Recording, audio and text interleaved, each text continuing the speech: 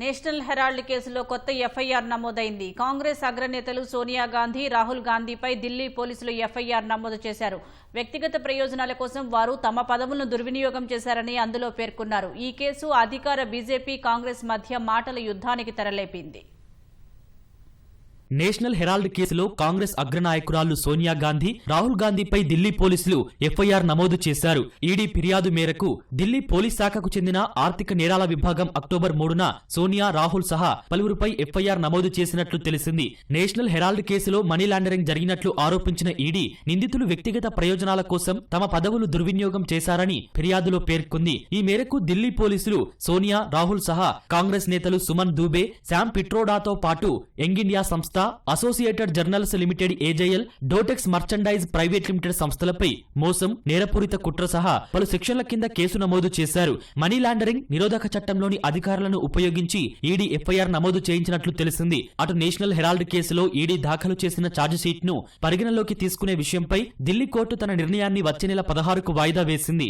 National Herald పత్రికను ప్రచురిస్తున్న associated journalist limited AJL కు చెందిన సుమారు 2000 కోట్ల విలువ చేసే ఆస్తుల్ని నిందితులు తమ హస్తాగతం చేసుకున్నారని ఈడీ ఆరోపిస్తోంది. నేషనల్ హెరాల్డ్ కేసులో సోనియా, రాహుల్ పై ఢిల్లీ పోలీసులు ఎఫ్ఐఆర్ నమోదు చేయడంపై కాంగ్రెస్ మండిపడింది. తమ పార్టీ అగ్రనాయకత్వంపై మోదీ, షా ద్వయం బెదిరింపులు, రాజకీయ కక్ష సాధింపునకు పాల్పడుతున్నారని ఆరోపించింది. ప్రజల ప్రజాస్వామ్య హక్కులను హరించిన బ్రిటిష్ పాలకుల మాదిరిగా కేంద్ర ప్రభుత్వం పనిచేస్తోందని ఆక్షేపించింది. నేషనల్ హెరాల్డ్ కేసు బోగస్ అని, అంతిమంగా న్యాయం గెలుస్తుందని ఆ పార్టీ ప్రధాన కార్యదర్శి జైరాం రమేష్ సామాజిక మాధ్యమం ఎక్స్ లో పోస్టు చేశారు. బెదిరింపులకు పాల్పడే వారు అభద్రత, భయంతో ఉంటారని రాసుకొచ్చారు. అవి రాజకీయ దురుద్దేశంతో తీసుకున్న చర్య అని కాంగ్రెస్ అధికార ప్రతినిధి, సీనియర్ న్యాయవాది అభిషేక్ మను సింఘ్వి మండిపడ్డారు. ఇలాంటి చర్యలకు తాము భయపడేది లేదని మరో సీనియర్ నేత ప్రమోద్ తివారీ స్పష్టం చేశారు.